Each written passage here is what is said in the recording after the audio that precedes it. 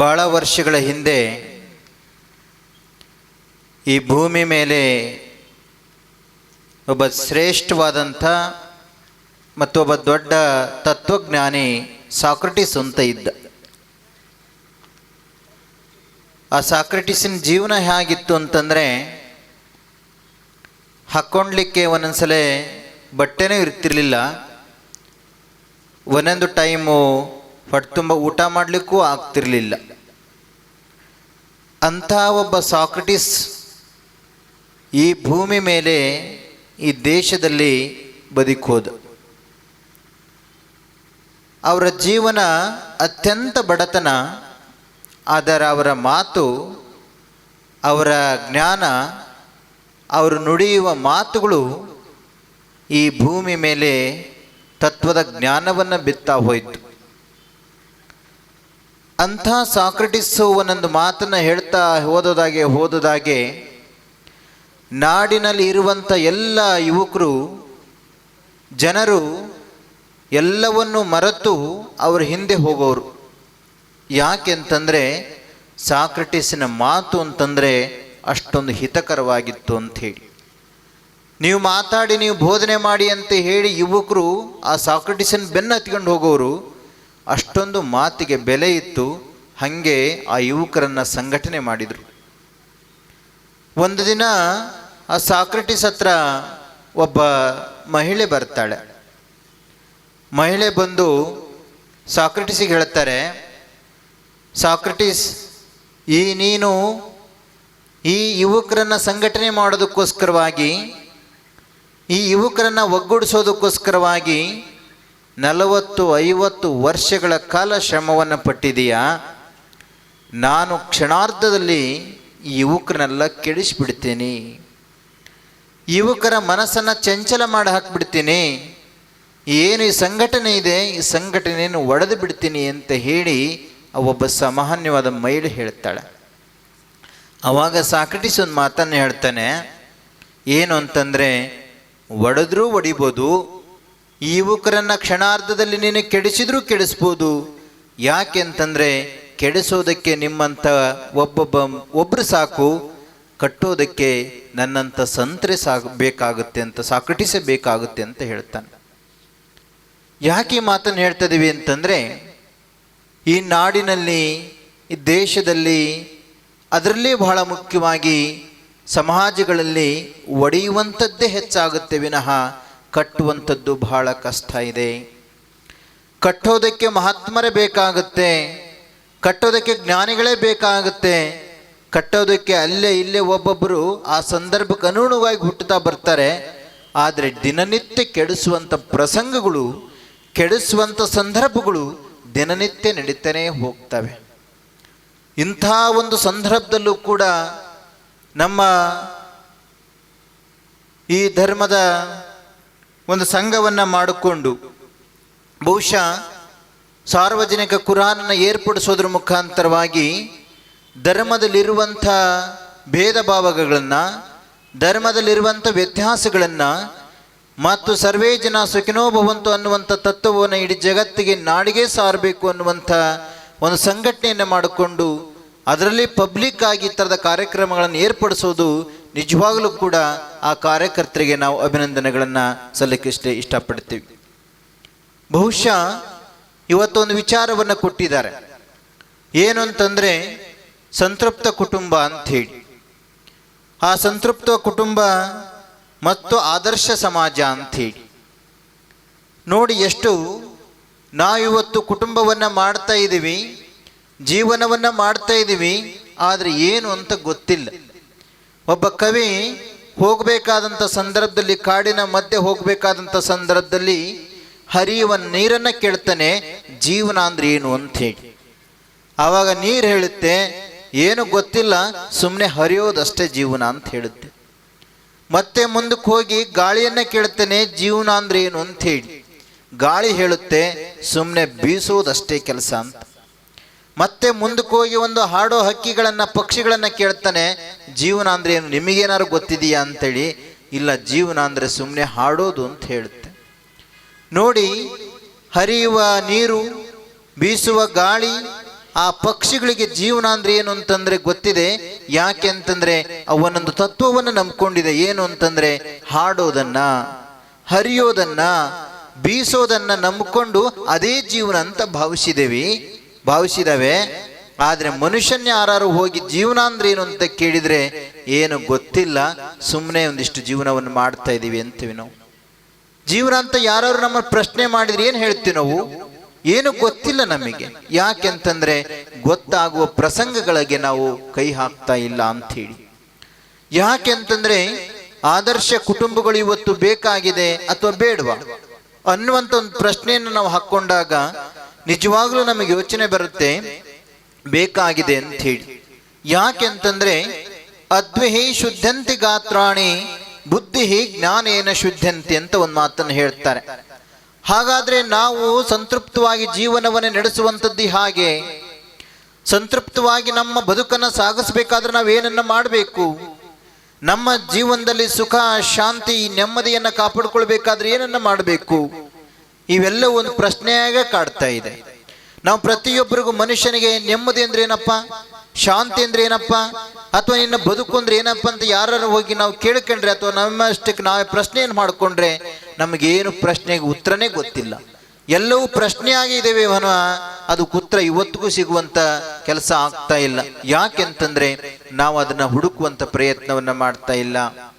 ನಮ್ಮ ಜೀವನ ಹೇಗೆ ಬದುಕ್ತಾ ಇದೆ ಅಂತಂದ್ರೆ, ಬದುಕು ಅನ್ನುವಂಥದ್ದು ಹೇಗೆ ಬದುಕಿದೆ ಅಂತಂದ್ರೆ ಬಹುಶಃ ಶರೀಫ್ರದ್ದು ನೀವೊಂದು ಕತೆ ಕೇಳಿರ್ಬೋದು ಅಂತ ಅನ್ಕೊಳ್ತೇವೆ ನಾವು. ಅವರು ಚಿಕ್ಕ ವಯಸ್ಸಲ್ಲಿ ಗುರು ಗೋವಿಂದ್ರ ಹತ್ರ ಪಾಠಕ್ಕೆ ಹೋದಂಥ ಸಂದರ್ಭದಲ್ಲಿ ಅವರು ಗುರುಗಳು ಒಂದು ಪ್ರಶ್ನೆಯನ್ನು ಹೇಳ್ತಾರೆ. ಹೀಗೆ ಶಿಷ್ಯ ವರ್ಗಕ್ಕೆ ಸೇರ್ಕೊಂಡಿರುತ್ತೆ. ಆ ಶಿಷ್ಯ ವರ್ಗಕ್ಕೆ ಒಂದು ಪ್ರಶ್ನೆ ಕೇಳ್ತಾರೆ. ಏನು ಅಂತಂದ್ರೆ 6ರಲ್ಲಿ 3 ಹೋದ್ರೆ ಎಷ್ಟು ಅಂತ ಹೇಳಿ. 6ರಲ್ಲಿ 3 ಹೋದ್ರೆ ಎಷ್ಟು ಅಂತ ಕೇಳಿದಾಗ ಗುರುಗಳು ಎಲ್ಲ ಶಿಷ್ಯರು ಹೇಳ್ತಾರೆ, ಗುರುಗಳೇ 3 ಅಂತ ಹೇಳಿ. ಆದರೆ ಶರೀಫ್ರು ಸುಮ್ಮನೆ ಕೂತ್ಕೊಂಡಿರ್ತಾರೆ. ಅವಾಗ ಗುರುಗಳು, ಶರೀಫ ಯಾಕೆ ಸುಮ್ಮನೆ ಕೂತ್ಕೊಂಡಿದೆಯಾ ಹೇಳು ಅಂತಂದಾಗ ಶರೀಫ್ರು ಎದ್ದು ನಿಂತ್ಕೊಂಡು ಹೇಳ್ತಾರೆ, ಗುರುಗಳೇ 0 ಅಂಥೇಳಿ. ಬಹಳ ಆಶ್ಚರ್ಯ ಆಗುತ್ತೆ ಗುರುಗಳಿಗೆ. ಆ ಶಿಷ್ಯರೆಲ್ಲ ನಗ್ತಾರೆ. ಏನು 6ರಲ್ಲಿ 3 ಹೋದರೆ 0 ಅಂತ ಹೇಳ್ತಿದ್ದಾನಲ್ಲ ಶರೀಫು, ಇವನಿಗೆ ಲೆಕ್ಕನೇ ಬರೋದಿಲ್ಲ ಅಂತ ಹೇಳಿ ಎಲ್ಲರೂ ಅಸಹ್ಯ ಪಟ್ಕೊಂಡು ನಗ್ತಾರೆ. ಆದರೆ ಗುರುಗಳಿಗೆ ಗೊತ್ತಿರುತ್ತೆ ಶರೀಫನ ಜ್ಞಾನ ಎಂಥದ್ದು, ಶರೀಫನ ವ್ಯಕ್ತಿತ್ವ ಎಂಥದ್ದು ಅಂತೇಳಿ ಗುರುಗಳಿಗೆ ಗೊತ್ತಿರುತ್ತೆ. ಗುರುಗಳು ಎದ್ದು ನಿಲ್ಲಿಸಿ ಕೇಳ್ತಾರೆ, ಏನಪ್ಪ ಇದ್ರ ಅರ್ಥ ಅಂಥೇಳಿ. ಅವಾಗ ಶರೀಫ್ ಹೇಳ್ತಾ ಹೋಗ್ತಾನೆ, ಹೌದು ಗುರುಗಳೇ, ನೀವು ಕೇಳಿದ್ದು ಅದು ಆಧ್ಯಾತ್ಮಿಕದ ಪ್ರಶ್ನೆ, ನಾನು ಹೇಳಿದ್ದು ಅದು ಪಾರಮಾರ್ಥದ ಉತ್ತರ. ಹಾಗಾಗಿ 6 ಅಂತಂದ್ರೆ ಕಾಮ, ಕ್ರೋಧ, ಮದ, ಮತ್ಸರ, ಲೋಭ ಅನ್ನುವಂಥ ಅರಿಷಡ್ವರುಗಳು 6. ಆ 6ಅನ್ನ ನಾವು ಕಳೆಬೇಕು ಅಂತಂದ್ರೆ ಅವು 3ರಿಂದ ಕಳೆಬೇಕಾಗುತ್ತೆ. ಯಾವುದು ಅಂತಂದ್ರೆ ಹೆಣ್ಣು, ಹೊನ್ನು, ಮಣ್ಣು, ಇವು 3 ಇದಾವೆ. ಈ 3ರಿಂದ ಅವು 6 ಉಟ್ಕೊಳ್ಲಿಕ್ಕೆ ಸಾಧ್ಯತೆ ಇದೆ. ಹಾಗಾಗಿ ಈ 3ಅನ್ನೇ ಕಳೆದು ಬಿಟ್ರೆ ಅವು 6 ಉಟ್ಕೊಳ್ಲಿಕ್ಕೆ ಸಾಧ್ಯತೆ ಇಲ್ಲ. ಹಾಗಾಗಿ ಈ 3ಅನ್ನ ಮೊದಲು ಕಳೆದ್ರೆ ಅದು 0 ಆಗುತ್ತೆ, ಅವ್ಯಾವು ಇರ್ಲಿಕ್ಕೆ ಸಾಧ್ಯತೆ ಇಲ್ಲ ಅಂತ ಹೇಳ್ತಾನೆ, ಉತ್ತರವನ್ನು ಕೊಡ್ತಾನೆ ಶರೀಫ್. ಯಾಕೆ ಮಾತ್ರ ನಿಮಗೆ ಹೇಳ್ತಾ ಇದೀವಿ ಅಂತಂದ್ರೆ, ನಮ್ಮ ಜೀವನ ಅಂತಂದ್ರೆ ಇವು 6. ಈ ಒಂದಿಷ್ಟು ಕಾಮವನ್ನು ಮಾಡೋದು, ಒಂದಿಷ್ಟು ಕ್ರೋಧವನ್ನು ಮಾಡೋದು, ಒಂದಿಷ್ಟು ದ್ವೇಷ ಮಾಡೋದು, ಒಂದಿಷ್ಟು ಅಸಹ್ಯ ಪಟ್ಟುಕೊಳ್ಳೋದು, ಒಂದಿಷ್ಟು ಸಂಪತ್ತನ್ನು ಕೂಡಿಕರಿಸೋದು, ಇದೇನ ಜೀವನ? ಇದೇನ ನಮ್ಮ ಬದುಕು? ಇದಕ್ಕೋಸ್ಕರ ನಾವು ಬದುಕ್ತಾ ಇದ್ದೇವೆ ಅನ್ನುವಂಥ ಪ್ರಶ್ನೆಯನ್ನ ನಾವು ಹುಟ್ಟಾಕೊಳ್ತಾ ಇದ್ದೇವೆ. ಅದಕ್ಕೆ ಶರೀಫ್ರವರು ಸ್ವಚ್ಛವಾಗಿ ಹೇಳಿದ್ರು, ಅದಲ್ಲ ಜೀವನ. ಹಾಗಾದ್ರೆ ಏನನ್ನ ಮಾಡಬೇಕು ಅಂತಂದ್ರೆ, ಹಾಗಾದ್ರೆ ಈ ಭಗವಂತನ ಸೃಷ್ಟಿಕರ್ತನಲ್ಲಿ ನಾವೊಬ್ರು ಬಂದಿದ್ದೇವೆ. ಈ ಭೂಮಿ ಮೇಲೆ ಎಷ್ಟು ಅಣುಗಳು ಬದುಕಿದಾವೆ, ಎಷ್ಟು ಜೀವಗಳು ಬದುಕಿದಾವೆ, ಎಷ್ಟು ಅತಿ ಸೂಕ್ಷ್ಮಗಳು ಇಲ್ಲಿ ಜೀವನವನ್ನು ಮಾಡ್ತಾ ಇದ್ದೇವೆ. ಅದರ ಮತ್ತೆ ನಾವು ಒಂದು ತರ ವಸ್ತುಗಳಿದ್ದ ಹಾಗೆ, ನಾವು ಕೂಡ ಒಂದು ವಸ್ತುಗಳ ಒಂದು ಜೀವ ಇದ್ದ ಹಾಗೆ. ಯಾಕೆ ಹೇಳ್ತಾರೆ, ಸಗಣಕ್ಕೆ ಸಾಸಿರ ಹುಳ ಹುಟ್ಟದೆ ದೇವ, ಕಾಡ ಮೃಗ ಮುಂದಾಗಿ ಊರ ಮೃಗ ಒಂದಾಗಿ ಇರಲಾಗದೆ ದೇವ ಅಂಥೇಳಿ. ಅವರು ಹಸು ಸಗಣಿ ಹಾಕದಂಥ ಸಂದರ್ಭದಲ್ಲಿ 1 ಗಂಟೆ ಅಥವಾ 2 ಗಂಟೆ ಅದನ್ನು ತೆಗೆದೆ ಹಾಗೆ ಬಿಟ್ರೆ ಅಲ್ಲಿ ಹುಳುಗಳು ಹುಟ್ಟುತ್ತವೆ, ಗೊತ್ತಿಲ್ಲ ಹೇಗೆ ಹುಟ್ಟಿದ್ವು ಅಂತ ಹೇಳಿ, ಮತ್ತೆ ಕ್ಷಣಾರ್ಧದಲ್ಲಿ ಸತ್ತು ಹೋಗ್ತವೆ. ಅದರ ಅರ್ಥ ಏನು ಅಂತಂದ್ರೆ, ಸಗಣಿಯಲ್ಲಿ ಹುಟ್ಟಿದ ಹುಳುಕೆ ಅದಕ್ಕೆ ಯಾವ ವ್ಯವಸ್ಥೆ ಹೇಗೆ ಹುಟ್ಟಿತು, ಹ್ಯಾಗೆ ಸಾಯ್ತು ಅನ್ನೋಂಥದ್ದು ನಮಗೆ ಗೊತ್ತೇ ಆಗೋದಿಲ್ಲ. ಆದರೆ ಸೃಷ್ಟಿ ಒಳಗೆ ಅದು ಒಂದು ಶಕ್ತಿ ಇದೆ. ಅಂಥ ಒಂದು ಶಕ್ತಿ ಇರಬೇಕಾದ್ರೆ ಅವು ಒಂದಿಷ್ಟು ಕ್ಷಣಾರ್ಧದಲ್ಲಿ ಹುಟ್ಟಿ ಸಾಯ್ತವೆ, ನಾವು ಒಂದಿಷ್ಟು 100 ವರ್ಷ ಬದುಕಿ ಸಾಯ್ತಾ ಇದ್ದೀವಿ. ಅದಕ್ಕೂ ಇದಕ್ಕೂ ಅಷ್ಟೇ ವ್ಯತ್ಯಾಸ. ಹಾಗೆ ಜೀವನವನ್ನು ಅರ್ಥ ಮಾಡ್ತಾ ಮಾಡ್ತಾ ಮಾಡ್ತಾ ಹೋದದಾಗೆ ಕಾಲಕ್ಕೆ ತಕ್ಕ ಹಾಗೆ, ಸಂದರ್ಭಕ್ಕೆ ತಕ್ಕ ಹಾಗೆ, ಆಯಾ ವ್ಯವಸ್ಥೆಗೆ ಅನುಗುಣವಾಗಿ ಒಬ್ಬೊಬ್ಬ ತತ್ವಜ್ಞಾನಿಗಳು ಹುಟ್ಟುಕೊಂಡ್ರು ಈ ನಾಡಿನಲ್ಲಿ, ಈ ದೇಶದಲ್ಲಿ. ಒಬ್ಬೊಬ್ಬ ತತ್ವಜ್ಞಾನಿಗಳು ಅಲ್ಲಾಹ್ ಅವರಿಂದ ಹಿಡಿದು, ಪ್ರಹಾದಿಯಿಂದ ಹಿಡಿದು, ಬುದ್ಧನಿಂದ ಹಿಡಿದು, ಬಸವಣ್ಣವರಿಂದ ಹಿಡಿದು ಪ್ರತಿಯೊಬ್ಬರು ಒಂದೊಂದು ಕಾಲಕ್ಕೆ ಸಂದರ್ಭ ಹಾಗೆ ಈ ಭೂಮಿ ಮೇಲೆ ಜನಿಸ್ತಾ ಬಂದ್ರು. ಅವರೆಲ್ಲರೂ ಹೇಳಿದ್ದು ಒಂದೇ ಒಂದು ಮಾತು, ಸರ್ವೇ ಜನ ಸುಖಿನೋ ಭವಂತು. ಎಲ್ಲರ ಮಧ್ಯೆ ಒಂದು ಆತ್ಮ ಇದೆ, ಆ ಭಗವಂತ ಆತ್ಮವನ್ನು ಕರುಣಿಸಿದಾನೆ, ಆತ್ಮ ಒಂದೇ ಸತ್ಯ, ಇದೆಲ್ಲವೂ ಕೂಡ ಮಿಥ್ಯ ಅನ್ನುವಂಥದ್ದು. ಯಾಕೆ ಅಂತಂದ್ರೆ ಈ ಭೂಮಿ ಸುಮ್ಮನೆ ಇದೆ. ಅದಕ್ಕೆ ಹೇಳ್ತಾರೆ, ಪೃಥ್ವಿಯನ್ನು ಅತಿಗಳೆದು ಅಪ್ಪುವಿಲ್ಲ, ಅಪ್ಪುವನ್ನು ಅತಿಗಳೆದು ವಾಯುವಿಲ್ಲ, ವಾಯುವಿನ ಅತಿಗಳೆದು ಅಗ್ನಿ ಇಲ್ಲ, ಅಗ್ನಿಯನ್ನು ಅತಿಗಳೆದು ನಾದವಿಲ್ಲ, ಬಿಂದುವಿಲ್ಲ, ಕಲೆ ಇಲ್ಲ ನೋಡ.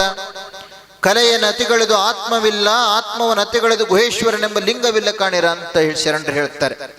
ಅದರ ಅರ್ಥ, ಭೂಮಿಯನ್ನ ಬಿಟ್ಟು ನಾನಿಲ್ಲ, ನನ್ನನ್ನ ಬಿಟ್ಟು ಭೂಮಿ ಇಲ್ಲ. ಯಾಕೆ ಅಂತಂದ್ರೆ ಇದು ಪ್ರಕೃತಿ ವಿಶಾಲವಾಗಿ ಗಾಳಿ ಇದೆ, ಆ ಗಾಳಿಯ ಮಧ್ಯದಲ್ಲಿ ಒಂದು ಅಗ್ನಿ ತತ್ವ ಇದೆ. ಈ ಭೂಮಿ ಮೇಲೆ ಅಗ್ನಿ ತತ್ವ, ವಾಯು ತತ್ವ ಎಲ್ಲವೂ ಹರಡಿಕೊಂಡಿದೆ. ಅದರ ಮಧ್ಯೆ ಈ ದೇಹ ಅಂತ ಇದೆ, ಆ ದೇಹದ ಮಧ್ಯದಲ್ಲಿ ಒಂದು ಆತ್ಮ ಇದೆ, ಆತ್ಮವನೇ ಭಗವಂತ ಅಂತ ಭಾವಿಸಿದ್ರು. ಯಾಕೆ ಅಂತಂದ್ರೆ ನಾವು ತಿಳ್ಕೊಳ್ಬೇಕಾಗಿದೆ, ಯಾರೂ ಕೂಡ ಇದಕ್ಕೆ ಬೆಲೆಯನ್ನು ಕೊಡ್ತಾ ಇಲ್ಲ. ಇದರ ಒಳಗಡೆ ಇರುವಂತ ಶಕ್ತಿಗೆ ಬೆಲೆಯನ್ನು ಕೊಡ್ತಾ ಇಲ್ಲ, ಇದರ ಒಳಗಡೆ ಇರುವಂತ ಆತ್ಮಕ್ಕೆ ನಾವು ಬೆಲೆಯನ್ನು ಕೊಡ್ತಾ ಇಲ್ಲ. ನಾವೆಲ್ಲರೂ ಬೆಲೆಯನ್ನು ಕೊಡೋದು ಯಾವುದಕ್ಕೆ ಅಂತಂದ್ರೆ ಅದು ಹೊರಗಡೆ ಕಾಣೋದಕ್ಕೆ ಮಾತ್ರ, ಅದು ಹೊರಗಡೆ ಇರೋದಕ್ಕೆ ಮಾತ್ರ. ಅದು ಹೊರಗಡೆ ಇದಕ್ಕೆ ಹೇಳ್ತಾರೆ, ಅದ್ವಿಹಿ ಶುದ್ಧಂತಿ ಗಾತ್ರಾಣಿ ಬುದ್ಧಿ ಜ್ಞಾನೇನ ಶುದ್ಧಂತಿ. ಎರಡು ಸ್ವಚ್ಛವಾಗಬೇಕು. ಒಂದು ಹೊರಗಡೆ ಸ್ವಚ್ಛವಾಗಬೇಕು, ಇನ್ನೊಂದು ಒಳಗಡೆನೂ ಸ್ವಚ್ಛವಾಗಬೇಕು. ಒಳಗಡೆ ಸ್ವಚ್ಛ ಮಾಡೋದು ಜ್ಞಾನದಿಂದ, ಹೊರಗಡೆ ಸ್ವಚ್ಛ ಮಾಡೋದು ಅದು ಶುದ್ಧವಾದಂಥ ನೀರಿನಿಂದ ಅಥವಾ ಶುದ್ಧವಾದ ವಸ್ತುಗಳಿಂದ ಅಂತ ಹೇಳ್ತಾರೆ. ಹಾಗಾದ್ರೆ ಹೊರಗಡೆ ಅಂದ್ರೆ ಯಾವುದು?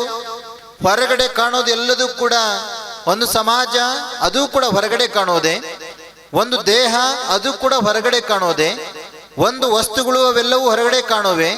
ಪ್ರತಿಯೊಂದು ಕೂಡ ಹೊರಗಡೆ ಕಾಣೋದೇನಿದೆ ಅದು ಬಹಿರಂಗ ಅಂತ ಕರೆದ್ರು. ನಮಗೆ ಬಹಿರಂಗನೂ ಶುದ್ಧವಾಗಬೇಕು, ಅಂತರಂಗನೂ ಶುದ್ಧವಾಗಬೇಕು. ಆದ್ರೆ ಅಂತರಂಗ ಶುದ್ಧವಾಗಬೇಕಾದ್ರೆ ಅಷ್ಟು ಸುಲಭವಾದ ಕೆಲಸವಲ್ಲ. ಬಹಿರಂಗ ಬೇಕಾದ್ರೆ ನಾವು ಶುದ್ಧ ಮಾಡ್ಕೊಳ್ಬಹುದು. ಯಾವುದಾದ್ರೂ ನಮಗೆ ಗಲೀಜಾದ್ರೆ, ಕೆಟ್ಟೋದ್ರೆ ಅಥವಾ ಅದು ಅಸಹ್ಯವಾಗಿ ಕಂಡ್ರೆ ಅದನ್ನು ಯಾವ ರೀತಿಯಲ್ಲಾದ್ರೂ ಕೂಡ ಹೊಳಪನ್ನ ಮಾಡ್ಕೋಬಹುದು. ಆದ್ರೆ ನಮಗೆ ಒಳಗಡೆ ಶುದ್ಧವಾಗಬೇಕು ಅಂತಂದ್ರೆ ಅದಕ್ಕೆ ಒಂದು ಜ್ಞಾನ ಅಂತ ಬೇಕಾಗುತ್ತೆ. ಆ ಜ್ಞಾನ ತಿಳಿಬೇಕಾದ್ರೆ ಅದಕ್ಕೆ ಭಗವಂತ ಅನ್ನುವಂಥದ್ದು ಅಥವಾ ಮಹಾತ್ಮರೇನು ಹಾಕಿಕೊಟ್ಟು ಹೋದ್ರು, ಅದು ಗ್ರಂಥಗಳ ರೂಪದಲ್ಲಿ, ಅದು ಕುರಾನ್ ಇರ್ಬೋದು, ಅದು ಬೈಬಲ್ಲೇ ಇರ್ಬೋದು, ಅಥವಾ ಬೇರೆ ಬೇರೆ ಗ್ರಂಥಗಳೇ ಇರಬಹುದು. ಅವೆಲ್ಲವೂ ಕೂಡ ನಮ್ಮ ಮುಂದೆ ಕಾಣುವಂತ ಕನ್ನಡಿ ಇದ್ದ ಹಾಗೆ. ಯಾಕೆಂತಂದ್ರೆ ನಮಗೆ ಗೊತ್ತಿಲ್ಲ, ಆ ಗೊತ್ತೇ ಇಲ್ಲದ ಹಾಗಿರೋದನ್ನ ನೋಡ್ಕೊಳ್ಲಿಕ್ಕೆ ಹೇಗೆ ಕನ್ನಡಿಯನ್ನು ಉಪಯೋಗಿಸ್ಕೊಳ್ತೇವೋ ಹಾಗೆ ನಮ್ಮ ಜೀವನದ ಜ್ಞಾನವನ್ನು ಬಿಚ್ಚಿಡೋಕ್ಕೋಸ್ಕರವಾಗಿ, ನಮ್ಮ ಜೀವನದ ಜ್ಞಾನವನ್ನು ಅರ್ಥ ಮಾಡ್ಕೊಳ್ಳೋದಕ್ಕೋಸ್ಕರವಾಗಿ ಈ ಜ್ಞಾನ ಅನ್ನುವಂಥ ಗ್ರಂಥಗಳನ್ನ ನಾವು ಓದಬೇಕಾಗುತ್ತೆ. ಅದರಲ್ಲಿರುವಂಥ ಗ್ರಂಥಗಳ ಆಧಾರದ ಮೇಲೆ ಇರುವಂಥ ತತ್ವಜ್ಞಾನಗಳನ್ನ ನಾವು ಅರ್ಥ ಮಾಡ್ಕೊಂತ ಹೋದಾಗ ಜೀವನ ಅಂದ್ರೆ ಏನು ಅಂತ ಗೊತ್ತಾಗುತ್ತೆ. ಬಹಳ ಜನ ಪ್ರಶ್ನೆ ಮಾಡ್ಕೊಂಡೋಣ, ಈ ದೇಶದಲ್ಲಿ, ಈ ಭೂಮಿ ಮೇಲೆ ಅಥವಾ ಇಡೀ ವಿಶ್ವದಲ್ಲೇ ನಾವು ಯಾರನ್ನು ಪೂಜೆ ಮಾಡ್ತಾ ಇದ್ದೀವಿ ಅಂತಂದ್ರೆ ಸುಮ್ಮನೆ ಯೋಚನೆ ಮಾಡೋಣ. ನಮ್ಮಂತ ಕೋಟ್ಯಾಂತರ ಜನ ಈ ಭೂಮಿ ಮೇಲೆ ಬದುಕಿದ್ದೀವಿ, ನಮ್ಮಂತ ಲಕ್ಷಾಂತರ ಕೋಟ್ಯಾಂತರ ಜನ ನಾವು ಇಲ್ಲಿ ಬದುಕಿದ್ದೇವೆ. ಆದ್ರೆ ನಮ್ಮನ್ನು ಯಾರು ಇಟ್ಕೊಂಡು ಪೂಜೆ ಮಾಡೋದಿಲ್ಲ.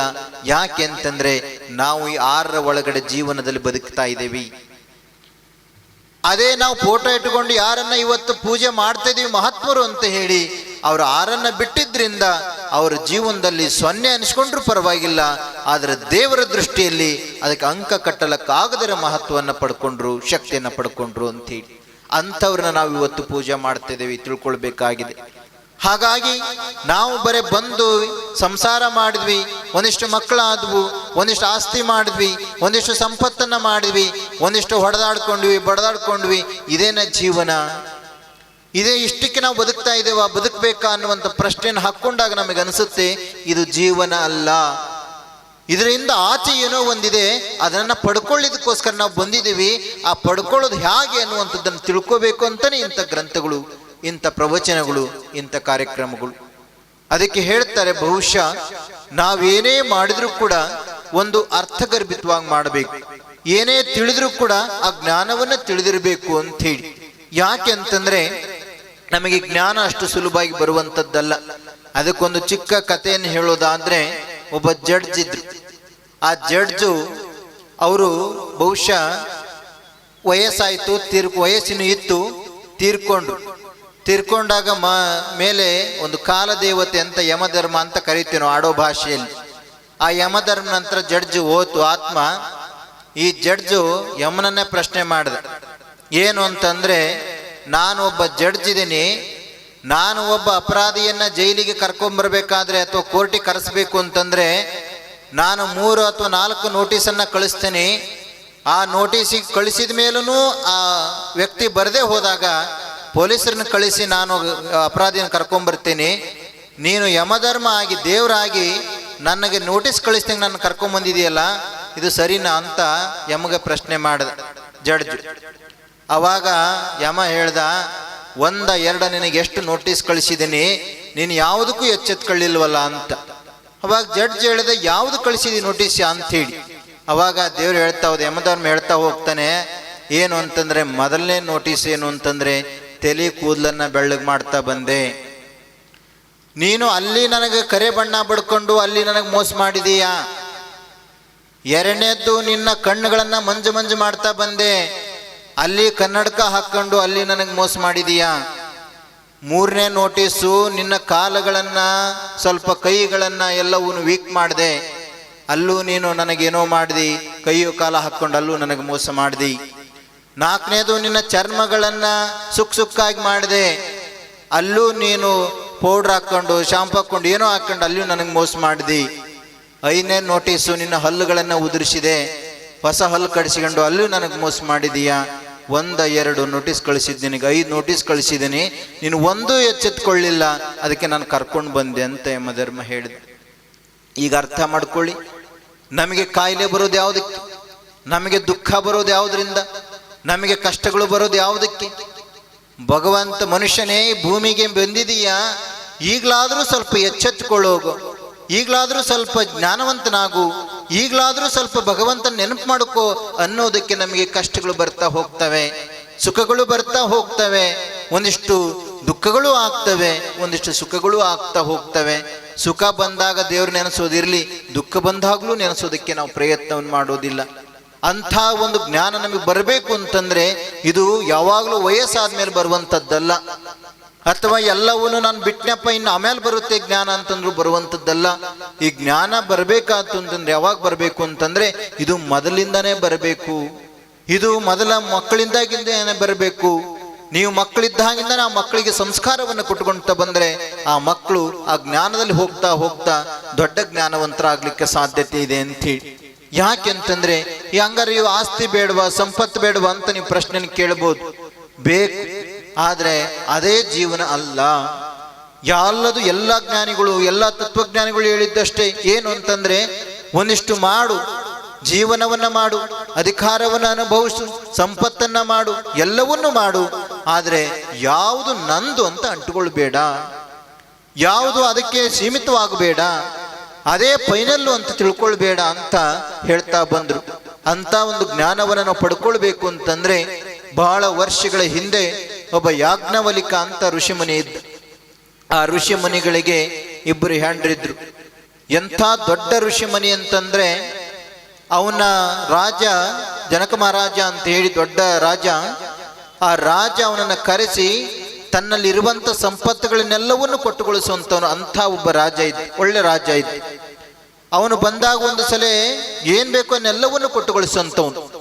ಒಂದು ದಿನ ಆ ಯಾಜ್ಞವಲ್ಕನಿಗೆ ಋಷಿಗೆ 100 ಹಸುಗಳನ್ನು ಕೊಟ್ಟು ಆ ಹಸುಗಳ ಕೊಂಬಿಗಳಿಗೆ ಬಂಗಾರದ ಕವಚಗಳನ್ನು ಹಾಕಿ ಕಟ್ಟಿದ್ದ ಅಂಥ ಒಬ್ಬ ರಾಜ. ಆ ಋಷಿಯ ಮನೆಗಳಲ್ಲಿ ಇಡಲಿಕ್ಕೆ ಜಾಗನೇ ಇರಲಿಲ್ಲ. ಸಂಪತ್ತು ಅಂದ್ರೆ ಎಷ್ಟು ಅಂತಂದ್ರೆ, ನಾವು ನೀವೆಲ್ಲ ಒಂದು ಗ್ರಾಮ, ಒಂದು KGನೋ ಅಷ್ಟ ಬಂಗಾರ ಇಟ್ಕೊಳ್ಲಿಕ್ಕೆ ಸಾಧ್ಯ, ಅದ್ರ ಮೇಲೆ ಇಟ್ಕೊಳಕ್ಕಾಗಲ್ಲಲ್ವಾ? ದುಡ್ಡು ಇಟ್ಕೊಂಡ್ರು ಒಂದು ಸ್ವಲ್ಪ ದುಡ್ಡು ಇಟ್ಕೊಳ್ಬೋದು ಅಷ್ಟೇ ಅಲ್ವಾ ನಾವು. ಆದ್ರೆ ಆ ಋಷಿ ಮುನಿ ಮನೆಯಲ್ಲಿ ಇಡಲಿಕ್ಕೆ ಜಾಗ ಇರಲಿಲ್ಲ, ಅಷ್ಟೊಂದು ಸಂಪತ್ತನ್ನ ಇಟ್ಕೊಂಡಿದ್ದ. ಒಂದು ದಿನ ಜ್ಞಾನ ಬರುತ್ತೆ.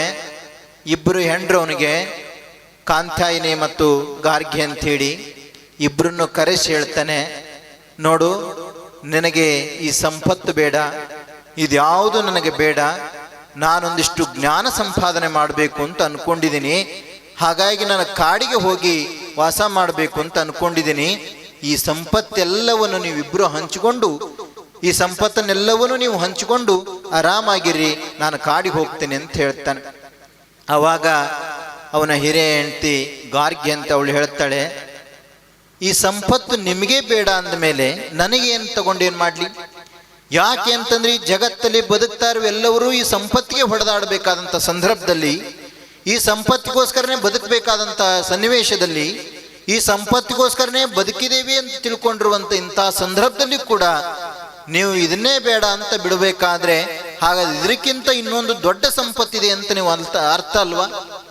ಹಾಗಾಗಿ ಆ ಸಂಪತ್ತು ನನಗೂ ಬೇಕು, ನೀವು ಎಲ್ಲಿಗೆ ಹೋಗ್ತೀರಿ ನಡೀರಿ, ನಾನು ಬರ್ತೀನಿ ಅಂತ ಹೇಳಿ ಆ ಕಿರಿಯ ಹೆಂಡತಿಗೆ ಎಲ್ಲ ಸಂಪತ್ತನ್ನ ಬಿಟ್ಟು ಇಬ್ಬರು ಕಾಡಿಗೆ ಹೋಗ್ತಾರೆ. ಅಲ್ಲಿ ಉಪದೇಶವನ್ನ ಮಾಡ್ತಾರೆ. ಅದೇ ಬೃಹದಾರಣ್ಯ ಉಪನಿಷತ್ತು ಅಂತ ಆಯ್ತು. ಯಾಕೆ ಈ ಮಾತನ್ನು ಹೇಳ್ತಿದೀವಿ ಅಂತಂದ್ರೆ, ಬಹುಶಃ ನಮ್ಮ ಜೀವನ ಅಂತಂದ್ರೆ ಇದಲ್ಲ. ನಮ್ಮ ಜೀವನ ಅಂದ್ರೆ ಇದಷ್ಟಕ್ಕೆ ಅಲ್ಲ. ಸಂತೃಪ್ತ ಕುಟುಂಬ ಅಂತಂದ್ರೆ ಇನ್ನು ಕುಟುಂಬದಲ್ಲಿ ಬಹಳ ವ್ಯತ್ಯಾಸಗಳನ್ನು ಇವತ್ತು ನಾವು ನೋಡ್ತಾ ಇದೀವಿ.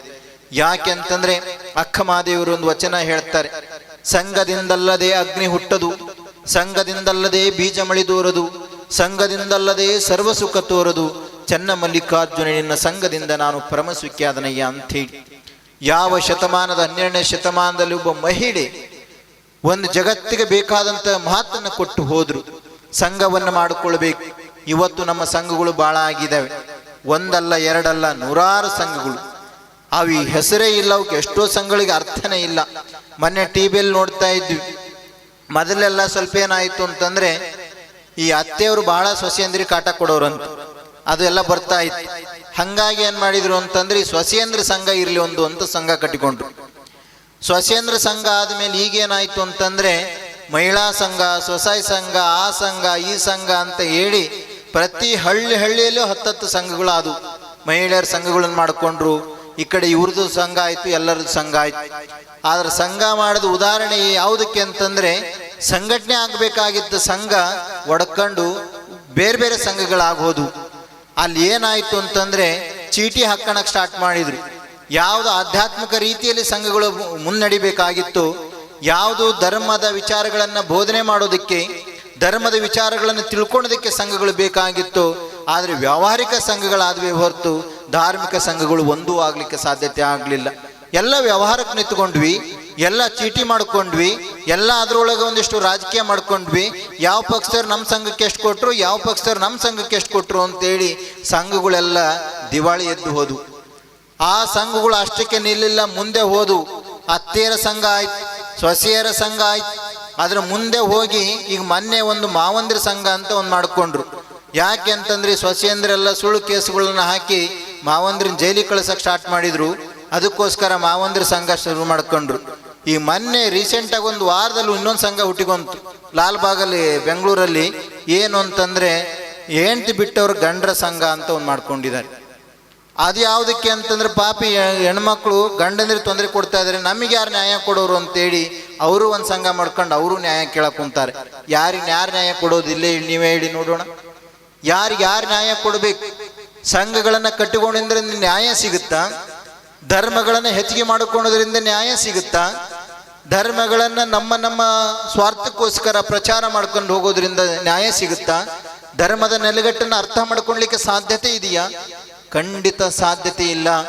ಅದಕ್ಕೆಲ್ಲದು ಒಂದೇ ಒಂದು ಕಾರಣ ಏನು ಅಂತಂದ್ರೆ, ಎಲ್ಲರ ಒಳಗಡೆ ಒಬ್ಬ ಭಗವಂತ ಅಂತ ಇದ್ದಾನೆ.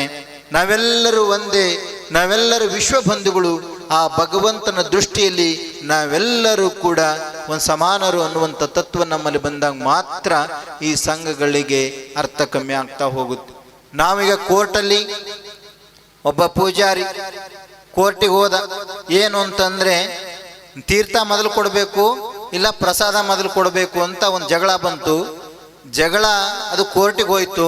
ಕೋರ್ಟ್ ಹತ್ರ ನಿಂತ್ಕೊಂಡು ಲಾಯರು ಹೇಳಿದ್ರು ತೀರ್ಥ ಮೊದಲು ಕೊಡಬೇಕು ಅಂತ ವಾದಿಸ್ತಾ ಇದ್ರು. ಅಲ್ಲಿ ಜಡ್ಜ್ ಕೇಳಿದ್ರು ವಾಟ್ ತೀರ್ಥ ಅಂತ. ತೀರ್ಥ ಅಂದ್ರೆ ಏನು ಅಂತ ಕೇಳಿದ್ರು ಜಡ್ಜ್. ನಮ್ಮ ಪರಿಸ್ಥಿತಿ ಏನಾಗಿದೆ ಅಂತ ಅಂದ್ರೆ ತೀರ್ಥ ಅಂತಾನೆ ಏನು ಅಂದ್ರೆ ಗೊತ್ತಿಲ್ಲದ ಹತ್ರ ಹೋಗಿ ನ್ಯಾಯ ಕೇಳುವಂತ ಪರಿಸ್ಥಿತಿ ನಮ್ಮಲ್ಲಿ ಬಂದಿದ್ರಿಂದ ನಮ್ಮಲ್ಲಿ ಇಷ್ಟೊಂದು ವ್ಯತ್ಯಾಸಗಳನ್ನ ಕಾಣಲಿಕ್ಕೆ ಸಾಧ್ಯತೆ ಆಗಿದೆ. ನ್ಯಾಯನೇ ಗೊತ್ತಿಲ್ಲ, ಧರ್ಮನೇ ಗೊತ್ತಿಲ್ಲ, ಸಾಮಾಜಿಕ ಕಳಕಳೆನೇ ಗೊತ್ತಿಲ್ಲ ಅಂದಮೇಲೆ ನಾವು ಯಾರ ಹತ್ರ ನ್ಯಾಯ ಕೇಳೋದು ಅನ್ನುವಂಥ ಪರಿಸ್ಥಿತಿ ಇವತ್ತು ನಿರ್ಮಾಣ ಆಗಿದೆ. ಹಾಗಾಗಿ ನಾವು ಅರ್ಥ ಮಾಡ್ಕೊಳ್ಳಿ, ಯಾರ ಹತ್ರ ನ್ಯಾಯ ಕೇಳಕ್ ಹೋಗೋದು ಬೇಡ. ನಮ್ಮಲ್ಲೇ ಒಂದು ಮಾನವೀಯತೆ ನ್ಯಾಯ ಅಂತ ಇದೆ, ಧರ್ಮದ ನ್ಯಾಯ ಅಂತ ಇದೆ. ಹಿಂದೆ ಎಲ್ಲರೂ ಯಾವ ಕೋರ್ಟ್ ಇರಲಿಲ್ಲ. ಹಳ್ಳಿಯಲ್ಲಿ ಕುತ್ಕೊಂಡು ಪಂಚಾಯತಿ ಮಾಡಿದ್ರೆ ಹಿರಿಯವರು ಹೇಳಿದ್ರೆ ಎಲ್ಲದನ್ನೂ ಒಪ್ಕೊಳ್ಳುವಂತ ಒಂದು ಕಾಲ ಇತ್ತು. ಒಂದು ಕುಟುಂಬದಲ್ಲಿ ಏನಾದರೂ ಜಗಳ ಬಂದ್ರೆ ಹಿರಿಯ ಯಜಮಾನ ಒಂದು ಮಾತನ್ನ ಬೈದು ಹೇಳಿದ್ರೆ ತಿದ್ಕೊಂಡು ಹೋಗುವಂತ ಸಂದರ್ಭ ಇತ್ತು. ಅವತ್ತು ಯಾವ ಕೋರ್ಟು ಇರ್ತಿರ್ಲಿಲ್ಲ, ಯಾವ ಲಾಯರು ಇರ್ತಿರ್ಲಿಲ್ಲ, ಯಾವ ಫೀಸು ಕಮ್ಮಿ ಖರ್ಚು ಆಗ್ತಿರ್ಲಿಲ್ಲ. ಇವತ್ತು ಆ ಪರಿಸ್ಥಿತಿ ಇಲ್ಲ. ಯಾಕೆಂತಂದ್ರೆ ದೂರಕ್ಕೆ ಹೋಗ್ತಾ ಇದೀವಿ, ಅಲ್ಲಿ ನ್ಯಾಯ ಸಿಗುತ್ತೇನೋ ಅಂತ ಹೇಳಿ. ಖಂಡಿತ ಅಲ್ಲಿ ನ್ಯಾಯ ಸಿಗ್ಲಿಕ್ಕೆ ಸಾಧ್ಯತೆ ಇಲ್ಲ. ನಾವೇನಾದ್ರೂ ಮಾನವೀಯತೆ ದೃಷ್ಟಿಯಿಂದ ನಮ್ಮ ಮನಸ್ಸಿಗೆ ಪ್ರಶ್ನೆ ಹಾಕೊಂಡಾಗ ಇಲ್ಲೇ ನ್ಯಾಯವನ್ನು ಪಡ್ಕೊಳ್ಬೇಕೇ ಹೊರತು ನಾವು ಯಾರೋ ಹತ್ರ ಹೋಗಿ ನ್ಯಾಯ ಕೇಳ್ತೀವಿ ಅಂತಂದ್ರೆ ಅದು ಖಂಡಿತ ಸಾಧ್ಯ ಇಲ್ಲ ಅನ್ನುವಂಥ ಮಾತನ್ನ ನೀವು ಹೇಳ್ತಾ, ಸಂತೃಪ್ತ ಕುಟುಂಬದಲ್ಲಿ ಏನು ಇಲ್ಲ. ನಾವು ಎಲ್ಲವನ್ನು ಯಾಕೆ ಅಂತಂದ್ರೆ ಒಂದಿಷ್ಟು ಪ್ರೀತಿಸ್ಬೇಕು. ಆದ್ರೆ ಇವತ್ತು ಪ್ರೀತಿ ಏನಾಗ್ತಾ ಇದೆ ಅಂತಂದ್ರೆ ಅದು ಸ್ವಾರ್ಥಕ್ಕೆ ಬಂದಿದೆ. ಅದಕ್ಕೊಂದು ಶ್ಲೋಕ ಹೇಳ್ತಾರೆ, ನ ವಾ ವರೆ ಸರ್ವಸ್ಯ ಕಾಮಾಯ ಸರ್ವಂ ಪ್ರಿಯಂ ಭವತಿ, ಆತ್ಮನಸ್ತು ಕಾಮಾಯ ಸರ್ವಂ ಪ್ರಿಯಂ ಭವತಿ. ನ ವಾ ವರೆ ಪುತ್ರಸ್ಯ ಕಾಮಾಯ ಸರ್ವಂ ಪ್ರಿಯಂ ಭವತಿ, ಆತ್ಮನಸ್ತು ಕಾಮಾಯ ಪುತ್ರಂ ಪ್ರಿಯಂ ಭವತಿ. ನ ವಾ ವರೆ ಪತಿ ಪ್ರಿಯೋ ಭವತಿ, ಆತ್ಮನಸ್ತು ಕಾಮಾಯ ಪತಿ ಪ್ರಿಯೋ ಭವತಿ ಅಂತ ಹೇಳ್ತಾರೆ. ಗಂಡನನ್ನ ಪ್ರೀತಿಸೋದು ಯಾವುದಕ್ಕೆ? ಹೆಂಡತಿಯನ್ನ ಪ್ರೀತಿಸೋದು ಯಾವುದಕ್ಕೆ? ಮಕ್ಕಳನ್ನ ಪ್ರೀತಿಸೋದು ಯಾವುದಕ್ಕೆ? ವಸ್ತುಗಳನ್ನ ಪ್ರೀತಿಸೋದು ಯಾವುದಕ್ಕೆ? ಜನಗಳನ್ನ ಪ್ರೀತಿಸೋದು ಯಾವುದಕ್ಕೆ ಅಂತ ಪ್ರಶ್ನೆಯನ್ನು ಕೇಳ್ತಾ ಹೋಗ್ತಾರೆ. ಅಲ್ಲಿ ಹೇಳ್ತಾರೆ, ಆತ್ಮನಸ್ತು ಕಾಮಾಯ ಸರ್ವಂ ಪ್ರಿಯಂ ಭವತಿ. ನಮ್ಮ ಆತ್ಮಕ್ಕೆ ಒಂದಿಷ್ಟು ಸಂತೋಷ ಸಿಗ್ತಾ ಇದೆ ಅಂತ ಹೇಳಿ ಪ್ರೀತಿಸ್ತಾ ಇದೀವಿ ವಿನಃ ಸಂತೋಷ ಸಿಗಲ್ಲ ಅಂತಂದ್ರೆ ಅದನ್ನ ದ್ವೇಷ ಮಾಡ್ಲಿಕ್ಕೆ ಸ್ಟಾರ್ಟ್ ಮಾಡ್ತೀವಿ. ಮಕ್ಕಳಿಂದ ಸ್ವಲ್ಪ ಹಿತ ಆಗುತ್ತೆ ಅಂತ ಮಕ್ಕಳನ್ನ ಪ್ರೀತಿಸ್ತೀವಿ, ಹೆಂಡತಿಯಿಂದ ಸಂತೋಷ ಆಗುತ್ತೆ ಅಂತ ಹೆಂಡತಿನ ಪ್ರೀತಿಸ್ತೀವಿ, ಗಂಡನಿಂದ ಸಂತೋಷ ಆಗುತ್ತೆ ಅಂತ ಗಂಡನನ್ನ ಪ್ರೀತಿಸ್ತೀವಿ. ಅದೇ ಎಲ್ಲರಿಂದ ಸಂತೋಷ ಆಗುತ್ತೆ ಅಂತ ಎಲ್ಲರನ್ನೂ ಪ್ರೀತಿಸ್ತೀವಿ. ಅದೇ ಯಾರಿಂದನೂ ಸುಖ ಆಗೋದಿಲ್ಲ ಅಂತಂದ ಮೇಲೆ ನಾವು ಯಾರನ್ನೂ ಪ್ರೀತಿಸೋದಿಲ್ಲ, ಎಲ್ಲರನ್ನು ದ್ವೇಷಿಸ್ತೀವಿ ಅಂತ ಹೇಳ್ತಾ ಹೋಗ್ತಾರೆ. ಒಂದು ನಾಯಿಯನ್ನು ಸಾಕಿದ್ರೆ ನಾಯಿಯನ್ನು ಸಾಕಿದ್ರೆ ನಾಯಿಯನ್ನು ಪ್ರೀತಿಸ್ತೀವಿ. ಯಾಕೆ? ನಾಯಿಯಿಂದ ಏನೋ ಸಂತೋಷ ಆಗುತ್ತೆ ಅಂತ ಹೇಳಿ. ಅದೇ ನಾಯಿಯಿಂದ ಏನಾದ್ರು ನಮಗೆ ಬೇಸರ ಆಗುತ್ತೆ ಅಥವಾ ಅದು ಬೇಡ ಅನಿಸಿದ್ರೆ ಅದನ್ನು ಬಿಟ್ಟು ಹಾಕ್ಬಿಡ್ತೀವಿ. ಅದು ಜೀವನವಲ್ಲ. ಹಾಗಾಗಿ ನಾವು ಹೇಳ್ತೀವಿ, ಮನುಷ್ಯನ ಜೀವನ ಅಂತಂದ್ರೆ ಪ್ರೀತಿಸ್ಬೇಕು. ಹ್ಯಾಗೆ ಪ್ರೀತಿಸ್ಬೇಕು ಅಂತಂದ್ರೆ ಅದರೊಳಗೆ ಏನಾರು ಇರಲಿ ಅದನ್ನು ಪ್ರೀತಿಸ್ಬೇಕು. ಸುಖ ಇರಲಿ, ಶಾಂತಿ ಇರಲಿ, ನೆಮ್ಮದಿ ಇರಲಿ, ಅದರಿಂದ ಏನು ಕೊಡ್ಲಿ ಕೊಡದೇ ಇರಲಿ ನಾವು ಪ್ರೀತಿಸ್ಬೇಕಷ್ಟೆ. ನೀವು ಬಂಧುಗಳೆಲ್ಲ ಶುಕ್ರವಾರ ಹೋಗಿ ನಮಾಜ್ ಮಾಡ್ತೀರಿ, ಏನಿದೆ ಗೊತ್ತಿಲ್ಲ ಆದ್ರೂ ನಮಾಜ್ ಮಾಡ್ತೀವಿ. ಅದರಿಂದ ನಮಗೆ ಏನು ಸಿಗುತ್ತೆ ಅಂತ ಗೊತ್ತಿಲ್ಲ ಆದ್ರೂ ನಮಾಜ್ ಮಾಡ್ತೀವಿ. ಆದ್ರೆ ನಾವೆಲ್ಲರೂ ಒಂದು ನಂಬಿಕೆ ಇಟ್ಕೊಂಡಿದ್ದೀವಿ, ನಂಬಿಕೆ ಕೆಟ್ಟವರಿಲ್ಲವೋ ಅನ್ನುವಂಥ ಮಾತು. ಈ ನಂಬಿಕೆ ಇಟ್ಕೊಂಡಿದ್ದೀವಿ. ಯಾವುದು ದೊಡ್ಡದು ಜಗತ್ತಲ್ಲಿ ಅಂತಂದ್ರೆ ಬಹಳ ಮುಖ್ಯವಾಗಿ ನಂಬಿಕೆ ದೊಡ್ಡದು. ನೀವು ಪ್ರತಿ ವಾರ ಹೋಗಿ ಅಲ್ಲಿ ಭಗವಂತ ನಮ್ಮ ಕರುಣಿಸು, ಅಲ್ಲ ನಮ್ಮನ್ನು ಕಾಪಾಡು, ಈ ಭವ ಬಂಧನದಿಂದ ನಮ್ಮನ್ನು ಹೊರಗಡೆ ತಂಬ, ನಾವು ಮಾಡಿದಂಥ ತಪ್ಪಿಗೆ ಕ್ಷಮೆ ಕೊಡು ಅಂತ ಹೇಳಿ ನಾವು ಬೇಡ್ಕೊಳ್ತೀವಿ. ಅದರಿಂದ ಏನಾಯ್ತು ಅಂತ ನಮ್ಗೆ ಗೊತ್ತಿಲ್ಲ ಆದ್ರೂ ಕೂಡ ಬೇಡ್ಕೊಳ್ಳೋದನ್ನು ಮಾತ್ರ ಬಿಡೋದಿಲ್ಲ. ಯಾಕೆಂತಂದ್ರೆ ಅದೊಂದು ನಂಬಿಕೆ ಅಂತ ಕರಿತೇವೆ. ಅದಕ್ಕೆ ದೊಡ್ಡ ಮಹತ್ವ ಇದೆ. ಅಂಥ ಒಂದು ನಂಬಿಕೆ ಇರುವಂಥ ಈ ಸಮಾಜದಲ್ಲಿ, ಅಂಥ ನಂಬಿಕೆ ಇರುವಂಥ ಈ ವ್ಯವಸ್ಥೆ ಒಳಗಡೆ ನಾವು ಬದುಕ್ತಾ ಇದ್ದೀವಿ ಅಂತಂದ್ರೆ ಅದಕ್ಕೆ ಪ್ರೀತಿಸ್ಬೇಕು. ಒಂದಿಷ್ಟು ಯಾಕೆ ಪ್ರೀತಿಸ್ಬೇಕು ಅಂತಂದ್ರೆ ನಮಗೆ ಸಂತೋಷ ಆಗುತ್ತೆ ಅಂತ ಪ್ರೀತಿಸ್ಬೇಕು. ಆ ಪ್ರೀತಿನೇ ಅದು ದೊಡ್ಡ ಮಟ್ಟಕ್ಕೆ ತಗೊಂತ ಹೋಗುತ್ತೆ. ಅದಕ್ಕೆ ನಾವು ಹೇಳುವಂಥದ್ದು, ಮೇಲಿಂದ ಬರಬೇಡಿ, ತಳಗಿಲಿಂದ ಹೋಗಿ ಅಂತೇಳಿ. ಮೊದಲು ನನ್ನನ್ನು ನಾನು ಪ್ರೀತಿಸೋಣ, ಆಮೇಲೆ ನನ್ನ ಕುಟುಂಬದವ್ರನ್ನ ಪ್ರೀತಿಸೋಣ, ನನ್ನ ಕುಟುಂಬದವ್ರನ್ನ ಆಮೇಲೆ ನನ್ನ ಗ್ರಾಮದವ್ರನ್ನ ಪ್ರೀತಿಸೋಣ, ಆಮೇಲೆ ನನ್ನ ಸಮಾಜವನ್ನು ಪ್ರೀತಿಸೋಣ, ಆಮೇಲೆ ನನ್ನ ರಾಜ್ಯ, ನನ್ನ ದೇಶ ಅಂತ ಹೀಗೆ ಹೋಗ್ಬೇಕು. ಆದರೆ ನಮ್ಮ ಪರಿಸ್ಥಿತಿ ಏನಾಗಿದೆ ಅಂತಂದ್ರೆ, ಈ ವಿಶ್ವದಲ್ಲಿ ನಂದೊಂದು ಸಣ್ಣ ಜಗತ್ತು ಅಂತ ಭಾವಿಸ್ತೀವಿ. ಆ ಜಗತ್ತಿನ ಒಳಗಡೆ, ದೇಶದ ಒಳಗಡೆ ನಂದೊಂದು ರಾಜ್ಯ ಅಂತ ಭಾವಿಸ್ತೀವಿ. ಆ ರಾಜ್ಯದ ಒಳಗಡೆ ನಂದೊಂದು ಗ್ರಾಮ ಅಂತ ಭಾವಿಸಿದ್ದೀವಿ. ಆ ಗ್ರಾಮದ ಒಳಗಡೆ ನಂದೊಂದು ಕುಟುಂಬ ಅಂತ ಭಾವಿಸ್ತೀವಿ. ಆ ಕುಟುಂಬದ ಒಳಗಡೆ ನಾನು ಒಬ್ಬನೇ ಅಂತ ಹೇಳಿ ಭಾವಿಸಿಕೊಂಡಿದ್ರಿಂದ ನಮ್ಮಲ್ಲಿ ಸ್ವಾರ್ಥ ಹೆಚ್ಚಿಗೆ ಆಯಿತು, ದ್ವೇಷ ಹೆಚ್ಚಿಗೆ ಆಯಿತು, ನಮ್ಮಲ್ಲಿ ವಿಶಾಲತೆಗಳ ಕೊರತೆ ಹೆಚ್ಚಿಗೆ ಆಯ್ತಾ ಬಂತು. ಅದಕ್ಕೆ ನಾವು ಹೇಳುವುದು, ನನ್ನಿಂದ ಮೇಕ್ ಹೋಗ್ಬೇಕೇ ವಿನಃ ಮೇಲಿಗಿಂದ ತಳಕ್ ಬರುವಂಥದ್ದಲ್ಲ. ಅದು ಧರ್ಮದ ವಿಚಾರಗಳು ಅಲ್ಲ ಅವು. ಅದಕ್ಕೆ ಹೇಳುವಂಥದ್ದು, ಯಾವುದೇ ಧರ್ಮ ಇರಲಿ, ನಮಗೆ ನಂಬಿಕೆಗೆ ಒಂದೊಂದು ಧರ್ಮ ಬೇಕು, ಒಂದೊಂದು ದೇವರು ಬೇಕು, ಒಂದೊಂದು ಗ್ರಂಥ ಬೇಕು. ಆ ಗ್ರಂಥಗಳನ್ನು ಅಧ್ಯಯನ ಮಾಡ್ತಾ, ಆ ಗ್ರಂಥಗಳಲ್ಲಿ ಆಧಾರವನ್ನಾಗಿಟ್ಟುಕೊಂಡು, ಆ ಗ್ರಂಥದಲ್ಲಿ ಬರುವಂಥ ನಿಮ್ಮ ಕುರಾನ್, ಬೈಬಲ್ ಎಲ್ಲವನ್ನೂ ನಾವು ನೋಡಿದ್ದೀವಿ. ನಾವು ಅಲ್ಪ ಸ್ವಲ್ಪ ಅದನ್ನ ಬಗ್ಗೆ ತಿಳ್ಕೊಂಡಿದ್ದೀವಿ. ನಮಗೆ ಗೊತ್ತಿರೋ ಹಾಗೆ ಬಹುಶಃ ಎಲ್ಲೂ ವ್ಯತ್ಯಾಸ ಇಲ್ಲ. ಎಲ್ಲರೂ ಹೇಳಿದ್ದು ಒಂದೇ ಒಂದು ಮಾತು, ಭಾಷೆ ಬದಲಾವಣೆ ಇರ್ಬೋದು, ಹೇಳುವ ರೀತಿ ನೀತಿಗಳು ಬದಲಾವಣೆ ಆಗಿರ್ಬೋದು, ಅಥವಾ ಹೇಳಿದ ಸಂದರ್ಭಗಳು ಬದಲಾಗಿರ್ಬೋದು, ಆದರೆ ತತ್ವ ಮಾತ್ರ, ಗುರಿ ಮಾತ್ರ, ದಾರಿ ಮಾತ್ರ ಅದು ಒಂದೇ ಆಗಿದೆ. ಅಂಥ ಒಂದು ಜ್ಞಾನವನ್ನು ಸಂಪಾದನೆ ಮಾಡಬೇಕಾದ್ರೆ ಬಹುಶಃ ನಾವೆಲ್ಲರೂ ಕೂಡ ಒಂದು ಶಕ್ತಿತ್ವಾದಂಥ ಸಂಘಟನೆ, ಶಕ್ತಿತ್ವಾದಂಥ ಹೋರಾಟ, ಶಕ್ತಿತ್ವಾದಂಥ ತತ್ವಜ್ಞಾನದಲ್ಲಿ ನಾವು ಮುಂದುವರಿಬೇಕಾಗಿದೆ. ಅಂತ ಆದರ್ಶ ಅವಾಗ ಏನಾಗುತ್ತೆ ಅಂತಂದರೆ ಆದರ್ಶ ಸಮಾಜ ಅಂತ ಕಟ್ಟಲಿಕ್ಕೆ ಸಾಧ್ಯತೆ ಆಗುತ್ತೆ. ಕುಟುಂಬದಲ್ಲಿ ನಾನು ತೃಪ್ತಿ ಆಗಬೇಕು ಅಂತಂದರೆ ನನ್ನ ಕುಟುಂಬ, ನಾನು ತೃಪ್ತಿ ಆಗದೆ ನನ್ನ ಕುಟುಂಬ ತೃಪ್ತಿ ಆಗ್ಲಿಕ್ಕೆ ಸಾಧ್ಯತೆಯೇ ಇಲ್ಲ. ನಾನು ತೃಪ್ತಿ ಆಗಬೇಕು, ನನ್ನ ಕುಟುಂಬ ತೃಪ್ತಿ ಆಗಬೇಕು, ನನ್ನ ಗ್ರಾಮ, ನನ್ನ ಸಮಾಜ ಹೀಗೆ ಒಂದಕ್ಕೊಂದು ತೃಪ್ತಿ ಆಗಿದೆ ಅನ್ನೋ ಮನೋಭಾವನೆ ಬಂತು ಅಂತಂದರೆ ಆವಾಗ ಆದರ್ಶ ಸಮಾಜವನ್ನು ಕಟ್ಟಲಿಕ್ಕೆ ಸಾಧ್ಯತೆ ಆಗುತ್ತೆ. ಆದರ್ಶ ಸಮಾಜವನ್ನು ಕಟ್ಟಬೇಕು ಅಂತಂದರೆ ಮೊದಲು ನಾನು ಆದರ್ಶನಾಗಿರಬೇಕು. ನಾನೇ ಆದರ್ಶ ಆಗಿಲ್ಲ ಅಂತಂದರೆ ಅದೇ ನ್ಯಾಯ ಕೇಳಕ್ಕೆ ಕೋರ್ಟಿಗೆ, ತೀರ್ತಾನೆ ಗೊತ್ತಿಲ್ಲ ಮೇಲೆ ಕೋರ್ಟಿಗೆ ನ್ಯಾಯ ಕೇಳಕ್ಕೆ ಹೋದ್ವೋ ಹಾಗೆ ನಾವೇ ಆದರ್ಶ ಆಗಲಿಲ್ಲ ಅಂತಂದರೆ ನಮ್ಮ ಆದರ್ಶ ಸಮಾಜವನ್ನು ನಾವು ಕಟ್ಟಲಿಕ್ಕೆ ಸಾಧ್ಯತೆಯೇ ಆಗೋದಿಲ್ಲ ಅನ್ನುವಂಥ ಮಾತನ್ನು ನಾವು ನೆನಪಲ್ಲಿಟ್ಕೋಬೇಕಾಗಿದೆ. ಬಹುಶಃ ಇಂಥ ಒಂದು ಪ್ರವಚನದ ಕಾರ್ಯಕ್ರಮಗಳ ಮುಖಾಂತರ ನಮಗೆ ಬಹಳ ಸಂತೋಷ ಆಗ್ತಾ ಇದೆ. ನಮ್ಮ ಹಾಸನದಲ್ಲಿ ನಾವೀಗ 2-3 ವರ್ಷದಿಂದ ನಾವು ಹಾಸನದಲ್ಲಿ ಕಾರ್ಯಕ್ರಮಕ್ಕೆ ಹೋಗ್ತಾ ಇದ್ದೀವಿ. ನಮ್ಮ ಕಾರ್ಯಕರ್ತರು ಪ್ರಾಸ್ತಾವಿಕ ಮಾಡಿದ್ರಲ್ಲ ಕಾರ್ಯಕರ್ತರು, ಅವರು ಭಾಳ ಚೆನ್ನಾಗಿ ಕಾರ್ಯಕ್ರಮವನ್ನು ನಿರೂಪಿಸ್ತಾರೆ. ಇಲ್ಲಿ ಕೂಡ ಅವರು ಹೇಳ್ತಾ ಇದ್ರು, ನಮ್ಮ ಧರ್ಮದ ಒಳಗಡೆ ಇರುವಂಥ, ನಮ್ಮ ಸಮಾಜದ ಒಳಗಡೆ ಇರುವಂಥ ಕೆಲವು ವ್ಯವಸ್ಥೆಗಳನ್ನು, ಅದು ಹಿಂದೂ ಇರ್ಬೋದು, ಕ್ರೈಸ್ತ ಇರ್ಬೋದು, ಮುಸ್ಲಿಮ್ಸ್ ಇರ್ಬೋದು, ಈ ಥರದ ಎಲ್ಲವನ್ನೂ ಕೂಡ ನಾವು ಬದಿಗಿಟ್ಟು ನಾವೆಲ್ಲರೂ ಒಂದೇ ತತ್ವದ ತಳಹದಿಯಲ್ಲಿ ಬದುಕ್ತಾ ಇರುವಂಥವ್ರು. ನಮಗೆ ಭೂಮಿ ಆಶ್ರಯ ಕೊಟ್ಟಿದೆ, ನಮಗೆ ದೇವರು ಭೂಮಿ. ನಮಗೆ ಗಾಳಿಯಿಂದ ಬದುಕ್ತಾ ಇದ್ದೀವಿ, ಆ ಗಾಳಿನೇ ದೇವರು. ಅದೇ ಒಂದು ಧರ್ಮ ಅಂತ ನಾವು ಭಾವಿಸ್ಕೊಂಡು ಪ್ರಕೃತಿನೇ ಭಗವಂತ ಅಂತ ನಂಬಿದರೆ ಯಾವ ಜಗಳನೂ ಬರೋದಿಲ್ಲ, ಯಾವ ವ್ಯತ್ಯಾಸನೂ ಬರಲಿಕ್ಕೆ ಸಾಧ್ಯತೆ ಇಲ್ಲ. ನಮ್ಮಲ್ಲಿ ಏನಾಗಿದೆ ಅಂತಂದರೆ ಕೆಡಿಸೋದು, ನಾವು ಮೊದಲೇ ಹೇಳಿದಾಗೆ ಕೆಡಿಸೋದಕ್ಕೆ ಬಹಳ ದಾರಿಗಳಿದ್ದಾವೆ, ಕಟ್ಟೋದಕ್ಕೆ ಒಂದೇ ಒಂದು ದಾರಿ ಇರುತ್ತೆ, ಅದು ಧರ್ಮದ ದಾರಿ. ಕಟ್ಟೋದಕ್ಕೆ ಬಹಳ ಜನ ಬರೋದಿಲ್ಲ, ಕೆಡಿಸೋದಕ್ಕೆ ಬಹಳ ಜನ ಬರ್ತಾರೆ. ಹಾಗಾಗಿ ಎಷ್ಟೆಲ್ಲ ಕೆಡಿಸಿದ್ರು ಕೂಡ ಧರ್ಮವನ್ನ, ಸತ್ಯವನ್ನ ನಾಶ ಮಾಡಲಿಕ್ಕೆ ಯಾರಿಂದನೂ ಸಾಧ್ಯತೆ ಆಗೋದಿಲ್ಲ. ಲಕ್ಷಾಂತರ ವರ್ಷಗಳ ಕಾಲ ಇದು ಹೆಂಗೆ ಮುಂದುವರ್ಕೊಂಡು ಹೋಗ್ತಾನೆ ಇರುತ್ತೆ. ಆದರೆ ನಾವು ಮುಂದಿನ ದಿನಗಳಲ್ಲಿ ಇವೆಲ್ಲವಕ್ಕೂ ಒಂದು ಹಿತಾಂಜಲಿ ಹಾಡಬೇಕು ಅಂತಂದ್ರೆ ಬಹುಶಃ ನಾವೆಲ್ಲರೂ ಕೂಡ ಪ್ರಜ್ಞಾವಂತರಾಗಬೇಕಾಗಿದೆ.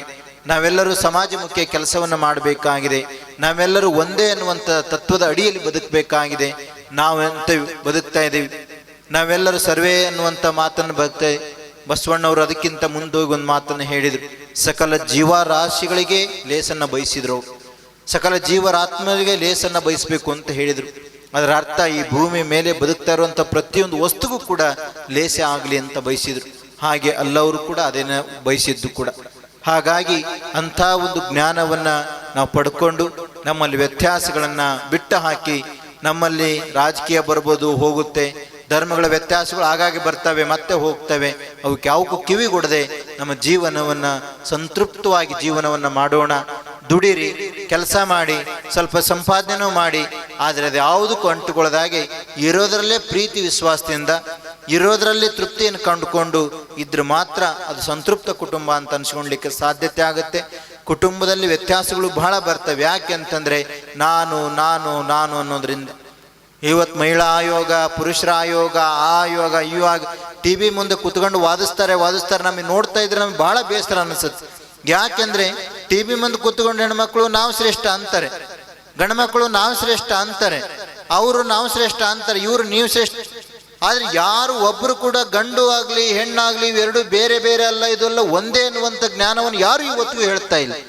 ಅದೇ ಒಂದು ದುಃಖಕರವಾದ ಸಂಗತಿ. ಸಮಾಜದಲ್ಲಿ ಅಲ್ಲಲ್ಕೊಲ್ಲಲಾಗ್ಲಿಕ್ಕೆ ಅದೇ ಒಂದು ವ್ಯತ್ಯಾಸ ಆಗ್ತಾ ಇದೆ. ನಮ್ಮ ಇಲ್ಕಲಿಂದ ಬಂದಿದ್ದಾರೆ ಉಪನ್ಯಾಸಕರು, ಅವ್ರು ಹೇಳ್ತಾರೆ, ಬಹುಶಃ ಶರಣರು ಹೇಳಿದ್ರು, ಗಂಡು ಅಲ್ಲ ಹೆಣ್ಣು ಅಲ್ಲ, ನಡುವೆ ಸುಳುವ ಆತ್ಮ ಪರಮಾತ್ಮ ಅಂತ ಹೇಳ್ತಾ ಹೋದಂಥ ಮಾತುಗಳು. ಅದರ ಅರ್ಥ ನಮ್ಮ ಭಾವನೆಗಳು, ನಮ್ಮ ಅಂಗಾಂಗಗಳು ಅಥವಾ ನಮ್ಮ ವ್ಯತ್ಯಾಸಗಳು ಏನೇ ಇದ್ರೂ ಕೂಡ ಆದರೆ ಶಕ್ತಿ ಪರಮಾತ್ಮ ದೇವರು ಅನ್ನುವಂಥದ್ದು ಅದು ಒಂದೇ. ಅವು ಪರಮಾತ್ಮ ನಮ್ಮೆಲ್ಲರೊಳಗಡೆ ನೆಲೆಸಿದ್ರಿಂದ ನಾವೆಲ್ಲರೂ ಒಂದೇ ಅಂತ ತಿಳ್ಕೊಳ್ಳುವಂಥ ಸನ್ನಿವೇಶಗಳನ್ನು ನಾವು ಕ್ರಿಯೇಟ್ ಮಾಡಿಕೊಳ್ಬೇಕು. ನಮಗೆ ಯಾವ ಆಯೋಗನೂ ಬೇಕಾಗಿಲ್ಲ, ನಮಗೆ ಯಾವ ವ್ಯತ್ಯಾಸಗಳು ಬೇಕಾಗಿಲ್ಲ, ನಮಗೆ ಯಾವ ಸ್ಥಾನಮಾನಗಳು ಬೇಕಾಗಿಲ್ಲ. ನಾವು ಇವತ್ತು ಸ್ಥಾನಮಾನಗಳನ್ನ ಕೇಳ್ಕೊಂಡು ಹೋಗ್ತಾ ಇದ್ದೇವೆ ಹೊರತು ನಾವು ಬದುಕೋ ರೀತಿ ಕಲಿಸ್ರಿ ಅಂತ ನಾವು ಯಾರು ಕೇಳ್ತಾ ಇಲ್ದಿರೋದ್ರಿಂದ ಸಮಾಜದಲ್ಲಿ ಇಷ್ಟೊಂದು ಅಲ್ಲೋಲ್ ಕಲ್ಲೋಲಾಗಲಿಕ್ಕೆ ಕಾರಣ ಆಗ್ತಾ ಇದೆ. ಹಾಗಾಗಿ ದಯವಿಟ್ಟು ನಾವೆಲ್ಲರೂ ಕೂಡ ಬದುಕುವ ರೀತಿಗಳನ್ನು ಕಲಿಸ್ರಿ ಅಂತ ಕೇಳಬೇಕೇ ಹೊರತು ನಮಗೆ ಆ ಸ್ಥಾನಮಾನವನ್ನು ಕೊಡಿ ಅನ್ನುವಂಥದ್ದನ್ನ ಅಲ್ಲ. ಸ್ಥಾನಮಾನಗಳು ಬೇಕು ಯಾವಾಗ ಅಂತಂದ್ರೆ ನಾವೇ ಕೊಡ್ಬೇಕು. ಯಾರಿಗೆ ಅಂತಂದ್ರೆ ಯಾರು ಹಸ್ಕೊಂಡಿರ್ತಾನೆ ಅವನಿಗೆ ಅನ್ನ ಕೊಡಬೇಕು, ಯಾರಿಗೆ ನಡೆಯುವ ಶಕ್ತಿ ಇರೋದಿಲ್ವೋ ಅವನಿಗೆ ಕೋಲನ್ನ ಕೊಡಬೇಕು, ಯಾರಿಗೆ ಕಣ್ಣಿರೋದಿಲ್ವೋ ಅವನಿಗೆ ಕಣ್ಣನ್ನ ಕೊಡಬೇಕು, ಯಾರಿಗೆ ಧರ್ಮದ ಜ್ಞಾನ ಗೊತ್ತಿಲ್ಲವೋ ಅಂಥವ್ರಿಗೆ ಧರ್ಮದ ಜ್ಞಾನವನ್ನು ಬಿತ್ತನೆ ಮಾಡಬೇಕು. ಅಂಥ ಹಸಿವು ಯಾರ್ಯಾರಿಗೆ ಯಾವ ಹಸಿವಿದೆಯೋ ಅಂಥವ್ರಿಗೆ ಬೋಧನೆ ಮಾಡಬೇಕು ಹೊರತು ನಾವು ಜನಾಂಗದ ಮೇಲೆ ಜಾತಿ ಮೇಲೆ ವಿಂಗಡಣೆ ಮಾಡ್ತಾ ಹೋದಾಗ ನಾವು ಜಾತ್ಯತೀತ ರಾಷ್ಟ್ರ ಅಂತ ಕರಿತೀವಿ, ಆದರೆ ಜಾತ್ಯತೀತಿಗಳು ಹೆಚ್ಚಿಗೆ ಆಗ್ತದೆ ವಿನಃ ಕಮ್ಮಿ ಆಗ್ತಾ ಇಲ್ಲ. ಇದೆಲ್ಲದಕ್ಕೂ ಕೂಡ ಈ ತಿಲಾಂಜಲಿ ಹಾಡಬೇಕು ಅಂತಂದ್ರೆ ಇಂಥ ಕಾರ್ಯಕ್ರಮಗಳ ಮುಖಾಂತರ, ಇಂಥ ಧರ್ಮದ ಬೋಧನೆ ಮುಖಾಂತರ, ಅದರಲ್ಲೂ ಮುಖ್ಯವಾಗಿ ಇವತ್ತು ನಾವು ಒಬ್ಬರು ಹೇಳ್ತಾ ಇರ್ಬೋದು, ಇದೇ ಮಾತುಗಳನ್ನ ನೀವು 100 ಜನ ನಾಳೆ ಹೇಳಂಗಾಗಬೇಕು, ಅದರಿಂದ 1000 ಜನ ಹೇಳಂಗಾಗಬೇಕು, ಅದಕ್ಕೆ ಲಕ್ಷಾಂತರ ಜನ ಮುಂದೆ ಹೇಳಂಗಾಗಬೇಕು. ಆವಾಗ ಧರ್ಮ ಉಳಿಲಿಕ್ಕೆ ಸಾಧ್ಯತೆ ಇದೆ.